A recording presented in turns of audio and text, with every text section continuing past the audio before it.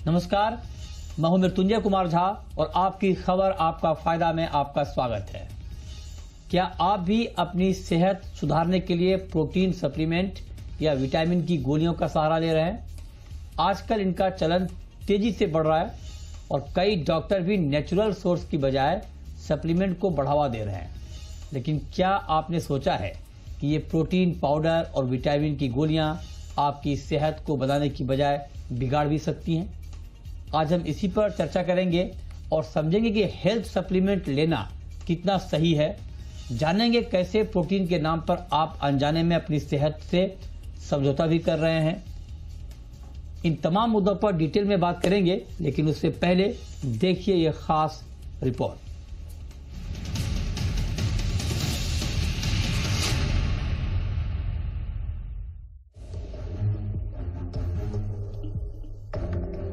Noida police ने सोमवार देर रात सेक्टर 63 की एक फैक्ट्री से फेक प्रोटीन की एक बड़ी खेप पकड़ी।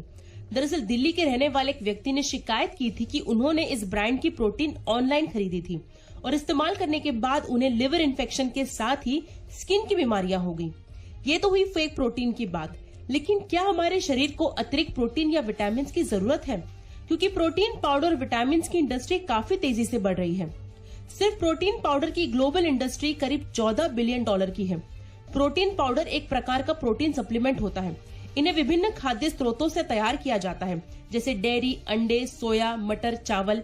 लेकिन ये पाउडर खाद्य पदार्थों से प्राप्त प्रोटीन से अलग होते हैं, क्योंकि इनमें से अधिकतर पोषक तत्व हटा दिए जाते हैं, जैसे कि फाइबर, विटामिन और खनिज। इसीलिए इसे सप्लीमेंट माना जाता है। लेकिन क्या सभी को प्रोटीन पाउडर की जरूरत है? आमतौर पर लोग बिना डॉक्टर की सलाह के ही प्रोटीन सप्लीमेंट लेने लगते हैं। ऐसा करना फायदे की जगह नुकसान पहुंचा सकता है। ज्यादातर लोग अपने आहार से ही पर्याप्त प्रोटीन प्राप्त कर सकते हैं और उन्हें प्रोटीन पाउडर की जरूरत नहीं होती। हालांकि कुछ लोग जैसे एथलीट्स, बीमारी से उबर रहे लोग या जिनका आहार सीमित है, उन्हें अतिरिक्त प्रोटीन की आवश्यकता हो सकती है। इसके अलावा जिनके पास पर्याप्त मात्रा में प्रोटीन खाने की क्षमता नहीं है या जिनका एपेटाइट नहीं है, उनके लिए भी उपयोगी हो सकता है। लेकिन सभी के लिए प्रोटीन सप्लीमेंट जरूरी नहीं है। बिना डॉक्टरी सलाह के प्रोटीन सप्लीमेंट लेना फायदे की जगह नुकसान पहुंचा सकता है। अधिक प्रोटीन का सेवन हमेशा फायदेमंद नहीं होता। अतिरिक्त प्रोटीन से सिर्फ अधिक कैलोरी मिलती है, जो शरीर में जमा हो सकती है। अत्यधिक प्रोटीन पेट की समस्याओं जैसे गैस, सूजन और दस्त का कारण बन सकता है। ऐसे में जरूरी है कि आप डॉक्टर की सलाह लें और अपने प्रोटीन सेवन को संतुलित रखें और भोजन से प्रोटीन प्राप्त करने की कोशिश करें। प्रोटीन सप्लीमेंट्स की तरह ही विटामिन लेने का चलन भी तेजी से बढ़ रहा है। आमतौर पर एक स्वस्थ इंसान को सभी विटामिन और मिनरल्स फलों, सब्जियों, डेयरी प्रोडक्ट्स और अनाज से मिल जाते हैं। लेकिन कई बार शरीर को अतिरिक्त विटामिन की जरूरत होती है और ऐसे में जरूरी है कि खुद विटामिन की गोलियां लेने की जगह डॉक्टर की सलाह जरूर लें। किशोर उम्र के बच्चों को कैल्शियम और विटामिन डी की भरपूर मात्रा में जरूरत होती है। पर्याप्त मात्रा में कैल्शियम लेने से उनकी हड्डियां मजबूत रहती हैं। जैसे जैसे उम्र बढ़ती है, शरीर को अलग अलग विटामिन की जरूरत होती है। दरअसल कई रिसर्च में पता चला है कि भोजन में पाए जाने वाले विटामिन शरीर में गोलियों, पाउडर या लिक्विड के रूप में लिए जाने वाले विटामिन की तुलना में बेहतर तरीके से काम करते हैं। इसके अलावा कुछ विटामिन और मिनरल सप्लीमेंट के साइड इफेक्ट हो सकते हैं, या अगर आपको कुछ स्वास्थ्य संबंधी समस्याएं हैं तो वो उन समस्याओं को और बढ़ा सकते हैं। ऐसे में जरूरी है कि सप्लीमेंट के तौर पर प्रोटीन पाउडर या विटामिन लेने से पहले डॉक्टर की सलाह जरूर लें। ब्यूरो रिपोर्ट, जी मीडिया। और आज की इस चर्चा में हमारे साथ डॉक्टर्स का एक खास पैनल है। हमारे साथ जुड़ रहे हैं doctor Harshal Salve, additional professor community medicine, AIIMS. हमारे साथ हैं डॉक्टर प्रत्यक्ष भारद्वाज, न्यूट्रिशनिस्ट। हमारे साथ हैं doctor Sachin Bhosle, senior consultant orthopaedics and joint replacement surgery, Fortis hospital के। आप तीनों का बहुत स्वागत है। और ये बहुत महत्वपूर्ण मुद्दे पर आज हम चर्चा कर रहे हैं कि क्या हेल्थ सप्लीमेंट लेना हेल्थ के लिए ठीक है। तो मेरा सबसे पहला सवाल आपसे होगा डॉक्टर हर्षल साल्वे जी, आप जरा बताइए कि पहले मैं प्रोटीन पाउडर से शुरुआत करता हूँ। इसका चलन बहुत तेजी से, खास करके जो लोग जिम जाते हैं वहां पे बहुत धड़ल्ले से इसका इस्तेमाल होता है। क्या प्रोटीन पाउडर का इस्तेमाल करना ठीक है? नमस्कार। सबसे पहले धन्यवाद आपके शो में मुझे अपनी बात रखने देने के लिए। प्रोटीन पाउडर का चलन क्यों बढ़ रहा है? सबसे पहले इसके पीछे बात जो है मार्केटिंग। जिस तरह से हम आज के युग की बात करते हैं, सब कुछ मार्केटिंग डिसाइड करता है। क्या हम खाते हैं, क्या हम पहनते हैं, कहाँ हम रहते हैं, किस तरह की हमारी जीवन शैली है, ये मार्केटिंग डिसाइड करता है। दूसरी चीज जो अभी पिछले 3-4 वर्षों में पाई गई है, देखी गई है, जो लोगों का बिहेवियर निर्धारित करती है, वो है सोशल मीडिया। जो influencers through various social media हम देखते हैं कि काफी ज्यादा यूथ पर्टिकुलरली और बाकी भी एडल्ट और एल्डरली लोग भी इन्फ्लुएंस हो जाते हैं कि जो हम सोशल मीडिया पे देखते हैं। तो इन 3-4 चीजों की वजह से बहुत सारी हमारी लाइफस्टाइल जो है लाइफस्टाइल में बहुत सारे बदलाव आ रहे हैं। भी प्रोटीन सप्लीमेंट की जरूरत है या नहीं, हमने अगर हमारा डाइट देखें, इंडियन डाइट देखें, तो ज्यादातर हमारा इंडियन डाइट जो है, ट्रेडिशनल डाइट जो है, जो ज्यादातर लोग खाते हैं, ये कार्बोहाइड्रेट मेजर डाइट होता है। इसमें कार्बोहाइड्रेट की मात्रा ज्यादा होती है। अगर हम देखें जो रिकमेंडेशंस है नेशनल इंस्टीट्यूट ऑफ न्यूट्रिशन की बैलेंस डाइट की, उसमें 60 to 70% कार्बोहाइड्रेट होना चाहिए, 10 to 15% प्रोटीन होना चाहिए और रिमेनिंग हमारा फैट का सोर्स होना चाहिए। सो प्रोटीन रिक्वायरमेंट कार्बोहाइड्रेट के बाद आती है। तो जैसा कि हमारा diet and most of the time हमारा जो डाइट है वो कार्बोहाइड्रेट रिच है, तो प्रोटीन की मात्रा वैसे ही कम होती है। इसके वजह से इस चीज को ध्यान में रखते हुए ज्यादातर लोग इसका फायदा मार्केटिंग के जरिए प्रोटीन सप्लीमेंट्स और बाकी वे पाउडर और प्रोटीन पाउडर को मार्केट करने के लिए इस्तेमाल करते हैं। तीसरी चीज ये है, क्या हम इसकी रोकथाम कर सकते हैं? क्या हम प्रोटीन जो नेचुरल सोर्सेज से अवेलेबल है, क्या हम उसको बढ़ावा दे सकते हैं, उसको खा सकते हैं और उससे हमारा डिफिशियंसी कम कर सकते हैं? तो हाँ, बिल्कुल। हमारे जो भी हमारा घर पे खाना बनता है, जो भी प्रोटीन युक्त पदार्थ होते हैं, जैसे कि मांसाहार हो गया, दालें हो गई, नट्स हो गए, इसकी मात्रा का इसकी सेवन अगर हम अप्रोप्रिएट तरीके से अप्रोप्रिएट मात्रा में करें, तो हम जो प्रोटीन की रिक्वायरमेंट है बॉडी की 1 ग्राम पर केजी जो एडल्ट की रिक्वायरमेंट होती है, उसको अच्छी तरीके से उसको फुलफिल कर सकते हैं। तो बैलेंस डाइट होना बहुत ज्यादा जरूरी है।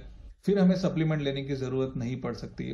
लेकिन कुछ कंडीशंस ऐसी होती है, जैसे कि कोई बीमारी हो, इम्यूनो डिफिशियंसी हो, बच्चों में माल न्यूट्रिशन हो, इन चीजों में हम प्रोटीन सप्लीमेंट्स या फिर विटामिन सप्लीमेंट्स हम देने की आवश्यकता पड़ सकती है, जो कि मेडिकल प्रैक्टिशनर्स इसको एडवाइस देते हैं। सो कोई भी सप्लीमेंट हमें मेडिकल प्रैक्टिशनर्स के एडवाइस के बाद ही लेना चाहिए, क्योंकि कोई भी एक्सटर्नल चीज हम लेते हैं उसका साइड इफेक्ट कम या ज्यादा मात्रा में अभी नहीं तो आगे कभी भी हमारे शरीर पे देखा जा सकता है। ये आपने बहुत डिटेल में बताया। अब डॉक्टर प्रत्यक्ष, आपसे मैं समझना चाहता हूं, क्योंकि आप न्यूट्रिशन को ठीक तरीके से समझते हैं, जानते हैं। आप जरा बताइए कि न्यूट्रिशन का रोल, कई बार ये होता है कि जैसे मान लीजिए किसी के बॉडी में कैल्शियम की कमी है तो वो कैल्शियम की गोली खाते हैं, या आयरन डेफिशिएंसी है तो आयरन की गोली खाते हैं, प्रोटीन लेते हैं। क्या इसके बदले अगर नेचुरल जो सोर्स है प्रोटीन का, आयरन का, कैल्शियम का, उसके जरिए इसको कंपनसेट हम नहीं कर सकते हैं? क्या ये दवा, ये गोली लेना जरूरी है? देखिए, मैं आपको बताता हूँ, यहाँ ना 2 चीजें हैं जाजी, की एक तो प्रिवेंशन और एक क्योर। यानी कि हम लोग अक्सर एक लाइन सुनते आ रहे हैं, prevention is better than cure. अगर जो विटामिन की कमी आ चुकी है, उदाहरण के लिए अक्सर लोगों में आजकल विटामिन डी, विटामिन बी की कमी पाई जाती है। मैं अभी एक लास्ट प्रोग्राम पे भी था जिसमें विटामिन डी के ऊपर बात हुई। तो अक्सर लोगों में ना ये विटामिन की कमी मोस्टली देखी जा रही है, क्योंकि धूप वगैरह में लोग नहीं जाते, बाहर एक्सपोजर नहीं है, पोल्यूशन की वजह से, खाने के अंदर जो है पर्याप्त मात्रा में विटामिन मिनरल्स ना जाने की वजह से। तो अगर जो किसी को विटामिन की डेफिशिएंसी है तो सप्लीमेंट लेना जरूरी है, या फिर आप जो है ना फोर्टिफाइड फूड का जो है नियमित मात्रा में रूटीन में अपनी डाइट में जोड़ना जरूरी है।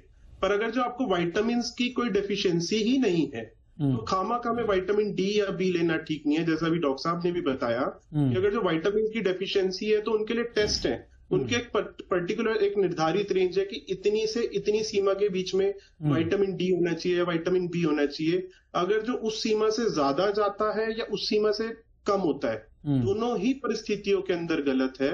और अमूमन अपने ही मन से किसी ने सलाह दी नहीं, ये जो आप कह रहे हैं सर, ये जो आप कह रहे हैं ये बहुत जरूरी बात है, इसीलिए मैं चाहता हूं इसमें थोड़ी और क्लियरिटी आए। आप कह रहे हैं कि अगर किसी के अंदर डेफिशिएंसी है तो उनके लिए लेना ठीक है। हाँ, लेकिन मैं इस पर जरा लेट मी कंप्लीट कि उसके लिए ना बकायदा टेस्ट है, विटामिन डी और बी का टेस्ट कराए जाते हैं। राइट। डॉक्टर्स मोस्टली प्रिस्क्राइब करते हैं, तो उसके हिसाब से विटामिन सजेस्ट किए जाए। ठीक बात है, ये जो आप कह रहे हैं अदर बीमारियां भी हो जाती हैं। Right sir, right. तो ये बात जो कह रहे हैं, मैं इसी पर डॉक्टर हर्षल से थोड़ी क्लैरिटी लेना चाहता हूं।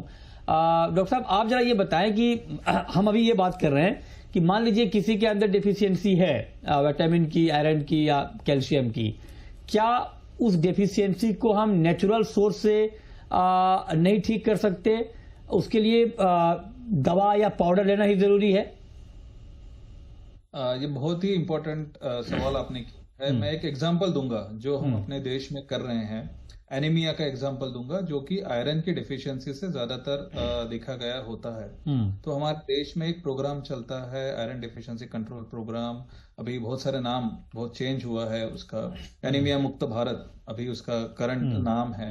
तो इस एनीमिया मुक्त भारत में हम हर प्रेग्नेंट वुमेन को अगर वो एनीमिक नहीं भी है तो भी उनको हम आयरन टूल देते हैं, टैबलेट देते हैं। अगर एनीमिया है उसे तो हम उसको ज्यादा डोज उसका बढ़ा के देते हैं। ये पूरे देश में प्रोग्राम चल रहा है, काफी सालों से चल रहा है। तो यहाँ जैसे कि मैं एग्जांपल इसलिए दे रहा हूँ क्योंकि यहाँ जरूरत है, आयरन की रिक्वायरमेंट प्रेगनेंसी में बढ़ती है, प्रेगनेंसी में जरूरत ज्यादा होता है, तो इसलिए हम सप्लीमेंट देते हैं, तब देना जरूरी है। दूसरा, बच्चों में जैसे अगर किसी को हम विटामिन डी की डिफिशियंसी की बात करें तो रिकेट्स एक बच्चों में काफी देखा जाता है, विटामिन डी डिफिशियंसी की वजह से होने वाली बीमारी है। अगर विटामिन डी की डिफिशियंसी है तो विटामिन डी का सप्लीमेंट दवाई के रूप में देना पड़ेगा, चाहे वो सैशे हो, चाहे वो गोली हो, चाहे वो सॉल्यूशन हो। लेकिन इसमें एक राइडर ये है, इसमें एक चेतावनी या फिर एक गाइडलाइन ये रहेगी कि ये सब मेडिकल प्रैक्टिशनर्स के बताने के बाद देना चाहिए। हाँ। जब भी मेडिकल प्रैक्टिशनर ये प्रेस्क्राइब करता है तब सप्लीमेंट लेते हैं। हम ये देखते हैं कि लोग ओवर द काउंटर जिसको कहते हैं, फार्मेसी में जाते हैं, ले लेते हैं। थोड़ा सा बुखार हुआ, विटामिन ए ले लिया ताकि उसमें एंटीऑक्सीडेंट है, ऐसा कहते हैं। विटामिन बी कॉम्प्लेक्स हम एक रेगुलर स्टेपल दवाई की तरह लोग लेते हैं, कुछ भी हुआ तो बी कॉम्प्लेक्स खाना है। तो ये एक सही प्रैक्टिस नहीं है, ये सही चलन नहीं है। हमें कोई भी विटामिन, और मेरी डॉक्टर से भी ये गुजारिश है आपके माध्यम से कि अगर जरूरत हो तभी हम प्रॉपर तरीके से असेस करें और तभी हम मल्टीविटामिन का या फिर मिनरल का रिक्वायरमेंट जांच करके उनको उसका सप्लीमेंट का प्रिस्क्रिप्शन करें। ये शो इसलिए हम उन डॉक्टर्स के लिए भी कर रहे हैं जो कई बार जल्दबाजी में लिख देते हैं कि हाँ आप इस तरह की दवा लें, तो उनके लिए भी ये शो है। अब मैं आता हूं सचिन सर आपके पास। आप चूंकि ऑर्थोपेडिक हैं, आप जरा हमें ये बताइए, कई बार जब बोन की समस्या होती है तो कैल्शियम की दवा दी जाती है, कैल्शियम का टेबलेट दिया जाता है। मैं जानना चाहता हूं कि क्या कैल्शियम की दवा टेबलेट ज्यादा इफेक्टिव है, ज्यादा कारगर है, या फिर अगर उसका नेचुरल सोर्स के जरिए कैल्शियम की पूर्ति की जाए तो वो ठीक है? आपके हिसाब से आप क्या रिकमेंड करेंगे?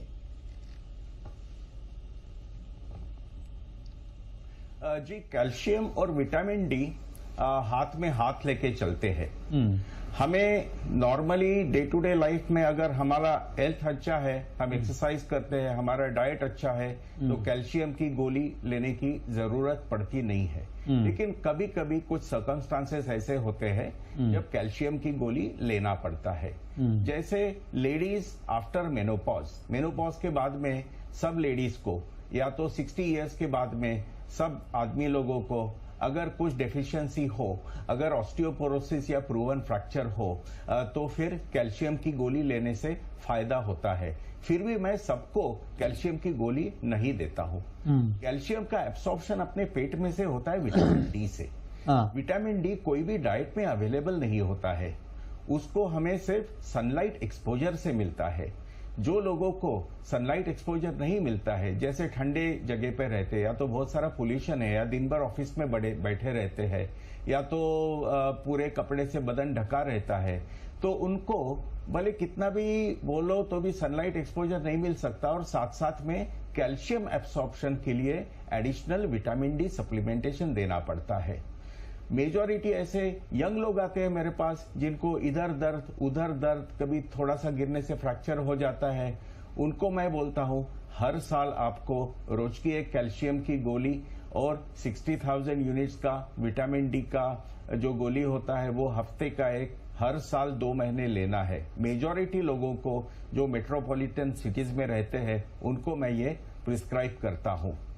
इसके अलावा कैल्शियम रिक्वायरमेंट किसको रहता है? जिसको फ्रैक्चर हो जाता है, फ्रैक्चर के लिए सर्जरी होती है तो प्लास्टर लगता है, तो थोड़ा सा फ्रैक्चर हीलिंग को हेल्प करने के लिए अब कैल्शियम सप्लीमेंटेशन एडिशन देते हैं। अच्छा, नहीं फ्रैक्चर सर, डॉक्टर साहब ये आपने बढ़िया बताया, फ्रैक्चर के लिए ठीक है, क्रिटिकल नहीं, एक सेकंड सर, क्रिटिकल केस में ठीक है, मान लीजिए किसी को फ्रैक्चर हो गया, चोट लग गई, तो वहां तो ठीक है कि भाई जल्दी उसको हील करना है, कंपनसेट करना है।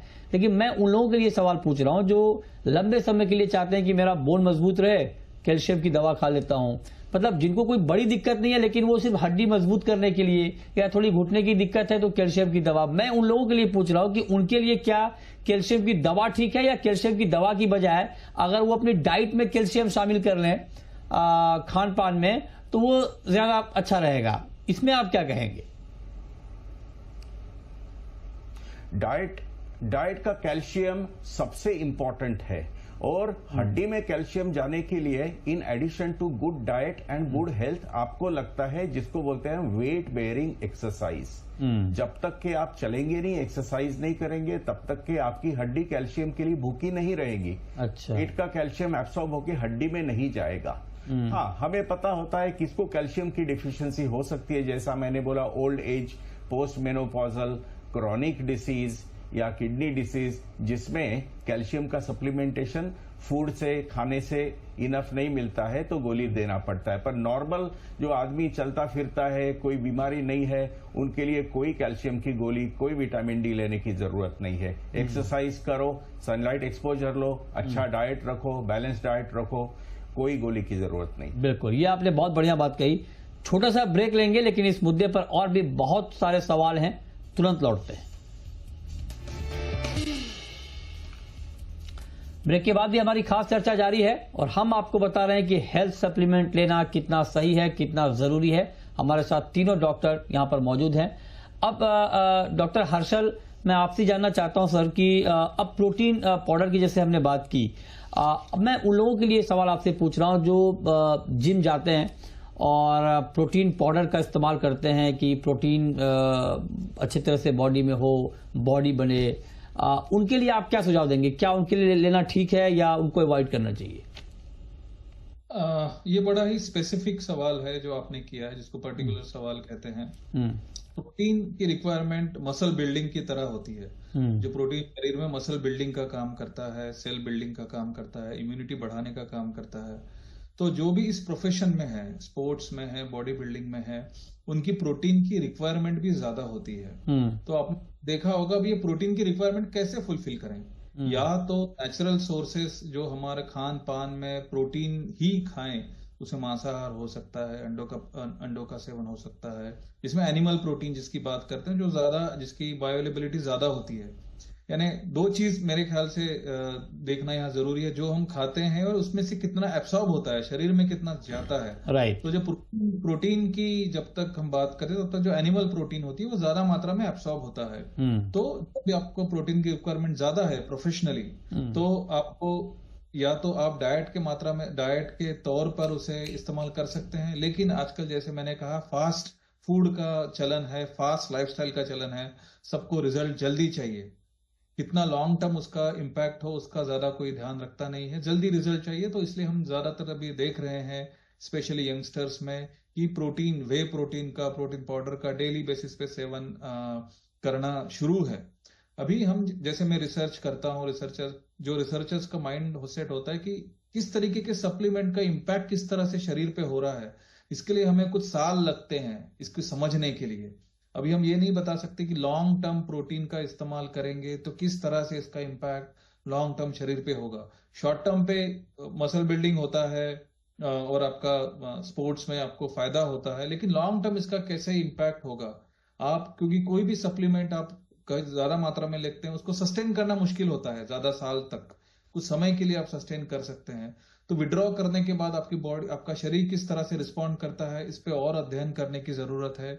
ये हमें अभी पता नहीं है कि लॉन्ग टर्म इम्पैक्ट इसका किडनी पे, रीनल सिस्टम पे, 2-3 evidences, research studies are available है जो ये कहती है कि एक्सेस प्रोटीन सप्लीमेंट से रीनल सिस्टम, जो हमारी किडनी सिस्टम होती है, उस पे प्रेशर पड़ता है, जोर पड़ता है और उसके फंक्शन में डिअरेंजमेंट होने की संभावना है। हमने ये देखा है कि डर्मेटोलॉजिकल मैनिफेस्टेशन भी प्रोटीन सप्लीमेंट से होते हैं, जैसे लोगों में स्किन में इम्पैक्ट होना, नोड्यूल होना, एक्नी होना और रीनल डैमेज भी कुछ कुछ लोगों में देखा गया है। लेकिन जैसा कि मैं कह रहा हूं, इस पे और रिसर्च और शोध करने की जरूरत है ताकि हम इसका लॉन्ग टर्म इम्पैक्ट, जिसको हम साइड इफेक्ट्स कहते हैं, उसका अध्ययन कर सकें। जैसे नट शेल में जो भी नेचुरल आप जितना उसको अपनी रिक्वायरमेंट फुलफिल कर सके उतना अच्छा है। उतना अच्छा है। मतलब एक लाइन में बात यह है कि नेचुरल सोर्स से जितना आप अपनी रिक्वायरमेंट फुलफिल कर पाए वो ज्यादा बेटर है कंपेयर टू मेडिसिन लेने का।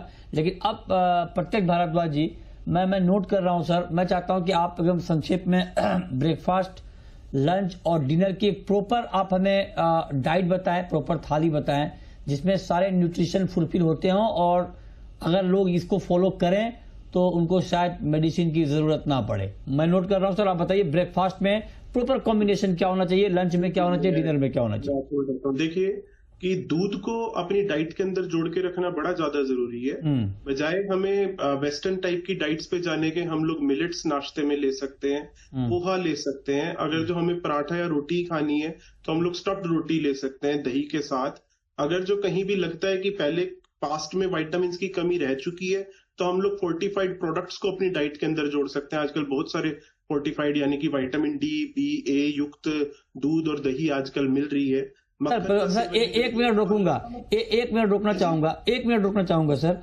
आपने अच्छा बताया, लेकिन मैं आपसे ये गुजारिश करूंगा कि आप ऐसी डाइट बताएं जो इजीली अवेलेबल हो, सबके लिए अवेलेबल हो, है ना। कई बार होता है कि वो अलग अलग प्रोडक्ट सुन के लोग भाग जाते हैं। वही डाइट बताऊंगा जो बिल्कुल इजीली अवेलेबल हो। देखो, दालें सबके घर में अवेलेबल होती हैं, अनाज सबके घर में अवेलेबल होता है। आमतौर पे अब सरकार मिलेट्स के ऊपर बड़ा बढ़ावा दे रही है, मिलेट्स भी सबके घर में अवेलेबल है।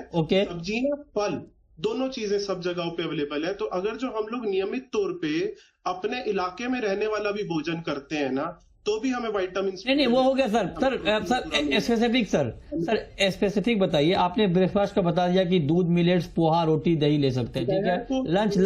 लंच में क्या होना चाहिए? हाँ जी, दोपहर को थोड़े राइस, दाल, सब्जी, सलाद और कोई भी एक एवरेज फल दोपहर और रात के बीच में शाम को ले सकते हैं।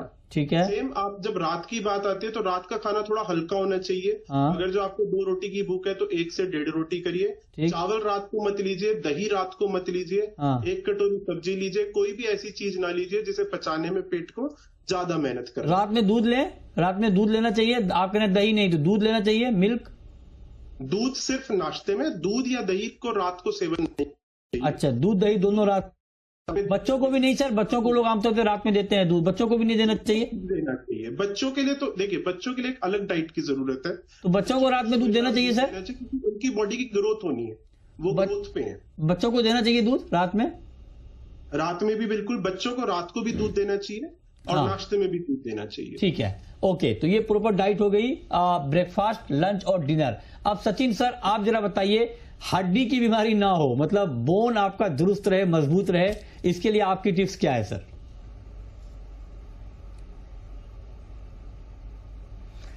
सर जैसा हमने 2 चीजें डिस्कस किया, exercise, that is weight bearing exercise, जैसा ब्रिस्क वॉकिंग है, रैकेट स्पोर्ट्स है, रनिंग है, कोई भी टाइप के स्पोर्ट्स है, वो जब आप करोगे आपको भूख लगेगी, आपके पेट में प्रोटीन जाएगा, आपके पेट में कैल्शियम जाएगा और आपको सनलाइट एक्सपोजर भी साथ साथ में है, तो आपका मसल मास, मतलब बॉडी का जो स्ट्रेंथ के लिए जो मसल्स बनते हैं वो और हड्डी की मजबूती दोनों बने रहेंगे। ओके, जब हम हमारे बॉडी को रिक्वायरमेंट रहती है तो हमें भूख ज्यादा लगती है। अगर हम बहुत सारा एक्सरसाइज कर रहे हैं तो हमें प्रोटीन सप्लीमेंटेशन एक्सेसिव लेना चाहिए। लेना चाहिए, लेकिन साथ साथ में हमारी किडनी और हमारा सिस्टम भी स्ट्रांग और तगड़ा होना चाहिए। नहीं तो क्या होता है, ज्यादा प्रोटीन खाए, जैसे जिम में बच्चे जाते हैं, बॉडी बिल्डिंग करते हैं, प्रोटीन सप्लीमेंट लेते हैं, कुछ शेक वगैरह लेते हैं और उनका यूरिक एसिड बढ़ जाता है, लिवर डैमेज हो जाता है, किडनी डैमेज हो जाता है। तो अपने बॉडी को समझना जरूरी है। आप अपना मॉडरेट एक्सरसाइज करो, किसी भी एज में, यंग एज में, मिडिल एज में, लेट एज में, मॉडरेट एक्सरसाइज, गुड न्यूट्रिशन और आपको भूख लगेगी, आपको balance protein, calcium, vitamin D का डाइट रहे और बाकी सारे जो माइक्रो न्यूट्रिएंट्स रहते हैं, काफी सारे मिनरल्स रहते हैं, जैसा मैग्नीशियम हो गया, वो एक मिनरल है, वो भी अपने डाइट के साथ साथ में मिल जाता है। विटामिन B12 जो होता है वो नॉर्मली नॉन वेजिटेरियन डाइट से मिलता है अपने को, लेकिन उसके लिए जो स्ट्रिक्ट वेजिटेरियन रहते हैं वो लोग सप्लीमेंट्स ले सकते हैं। ठीक है, ओके सर, बहुत शुक्रिया डॉक्टर सचिन भोसले आपका, प्रत्यक्ष भारद्वाज आपका और डॉक्टर हर्षल साल्वे जी आपका हमारे साथ आज की इस खास चर्चा में जुड़ने के लिए और हमारे ऑडियंस को ये बताने के लिए कि हेल्थ सप्लीमेंट जरूरी है या उसके बदले कुछ और उपाय हो सकते हैं। छोटा सा ब्रेक के बाद भी खबरें जारी हैं। नमस्कार।